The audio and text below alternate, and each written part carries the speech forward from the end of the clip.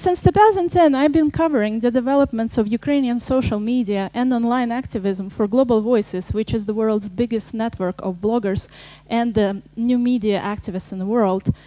And today I'm going to tell you a rather personal story, at least story based on my own observations and my own changing attitude towards the Ukrainian internet. But I'm sure many of you present in this room will find many, many things to connect to, especially if you spend a lot of time on the internet.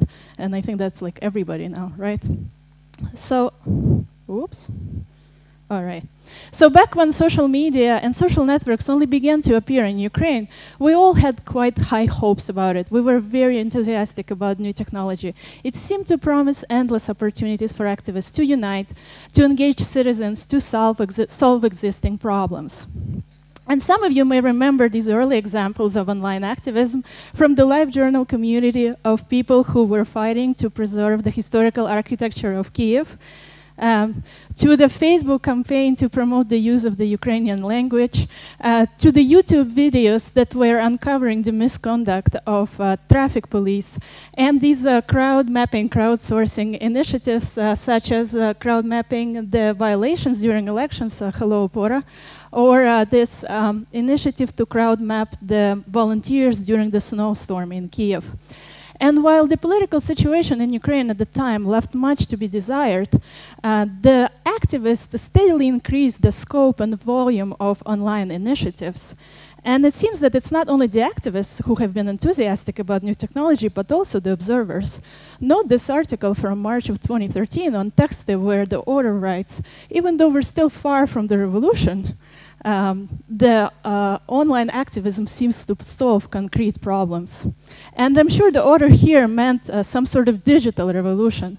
However, only at the end of the same year, we found ourselves in a very real revolutionary situation in the middle of Euromaidan, which was this popular protest movement both ignited by and sustained with the help of the new technology.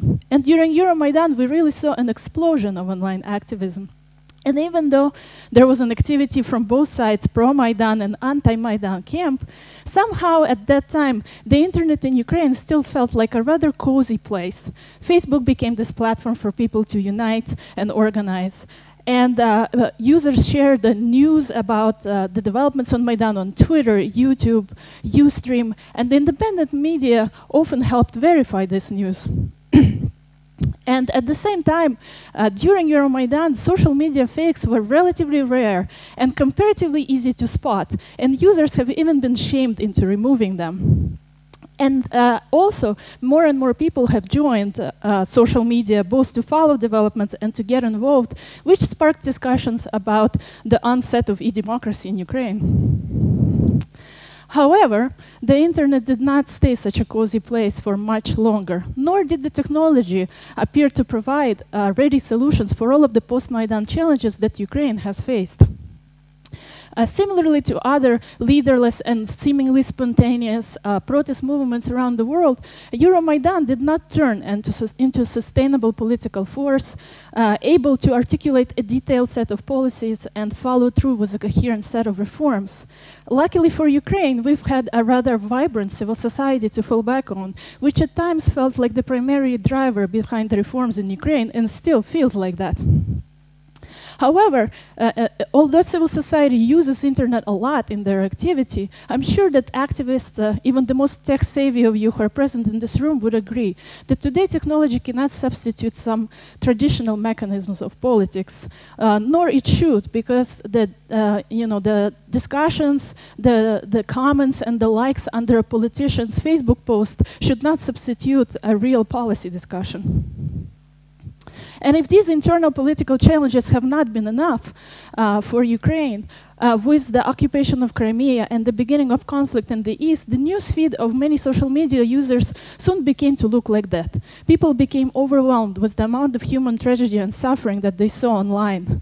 And I myself remember the time when I would be panicked to open my Facebook feed, afraid of what I might learn there or what I might see. And I know many other users who have also had to moderate their consumption of social media at the time. Whoops. Next. Oh, okay. So researchers who studied the interplay between the technology and conflict, such as Grigory Asmolov of London School of Economics, point out that because we now consume news and interact with other users in the same place, the war in the East can become a very integral part of our daily lives and our daily experiences, and even if users of social media live quite far from the front line. And this may lead to two very common reactions. The first reaction is the users decide to withdraw from social media altogether.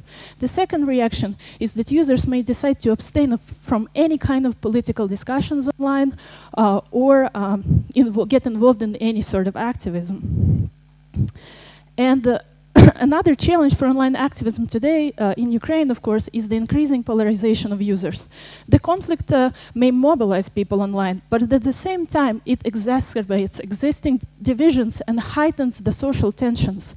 And we know that war in eastern Ukraine has divided friends and severed relations between families or within families. However, social media today allows us to block and mute users who disagree with us on, let's say, less contentious issues. And there are many issues that can divide society in Ukraine today. The celebration of the 9th of May, the implementation of decommunization laws, or the organization of the Pride March in Kyiv.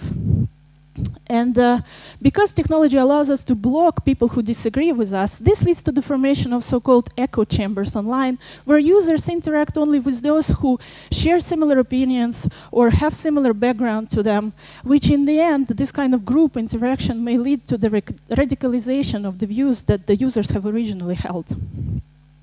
All of this creates a fertile soil for fakes, with users on both sides of the conflict being tempted to manipulate information.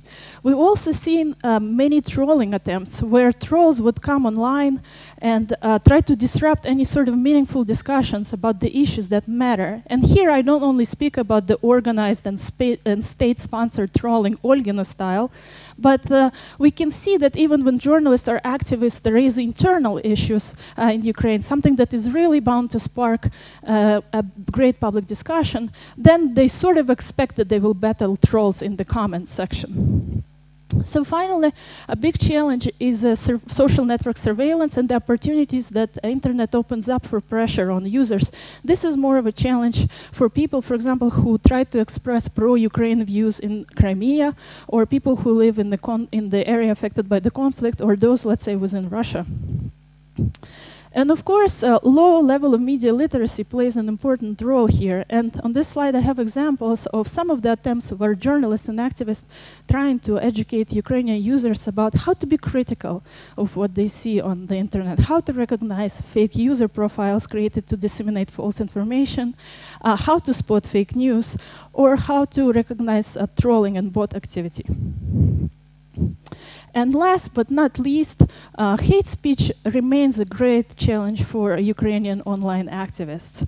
We originally started talking about it in the context of Russia-Ukraine conflict and the media coverage of it. However, we soon noticed that hate speech is really present in many other avenues of public discussions online. And it's used by both public figures and regular users alike. And even those who seem to argue against hate speech, sometimes they're using it themselves. And another challenge is online harassment. And any user today can become a victim of online harassment, but it's especially a problem or a risk for public figures, whether journalists or activists.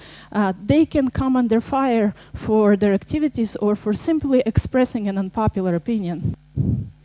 So, where do we go from here? Should we all just fall out of love with the internet and become internet and social media skeptics till the rest of our lives? Well, I would actually argue against it, even though I have been at this point many times during my writing about Ukrainian internet. I would argue that we need to take a step back and look realistically at the opportunities and challenges the internet today provides for us, because it's only likely to play an increasingly important role in our lives. And today, internet in Ukraine, it still supports the old types of activism and fosters the new types of activism. It helps increase government transparency and accountability, and it fosters citizens' engagement. But at the same time, as we saw, it can help perpetuate conflict. It can help manipulate information and create ground for online harassment, and it cannot substitute traditional politics, at least now. So what I'm trying to say is that technology in itself is not inherently good or bad. It's just an instrument, and it's up to us whether we use it to our advantage or to our disadvantage, whether we create new opportunities with it or whether we create challenges for ourselves. And it's really up to us how we use it. And so I hope events like this can help us use it a little bit to our benefit. Thank you. And you try to be optimistic. We all try to do that, and we are even more. But still, have you thought about any kind of tools, you know, like really practicalities, which really help us in a short term? Because there is something to discuss in the long run. You know, like, should you sometimes just ignore how you learn yourself to ignore some things, how you navigate in that? So it's hard to recommend certain tools because really social media seems to be more helpful to dividing us than to uniting us. However, I think that we all as users should just make certain efforts. For example, we should try to block people who disagree with us less and try to listen to them more. And I also think that because in Ukraine this polarization is created around a very simple black and white narrative, what we call перемога versus zrada, or treason versus victory. You know, in Ukraine things are not black and white. And therefore I think we should give more attention, pay more attention to people whose position is somewhere in the middle and who try to be critical about things today, and because their voices really need to be heard. So. Okay, thanks, Tanya Bohdanova. I think give us some hope to fall in love back with the internet. And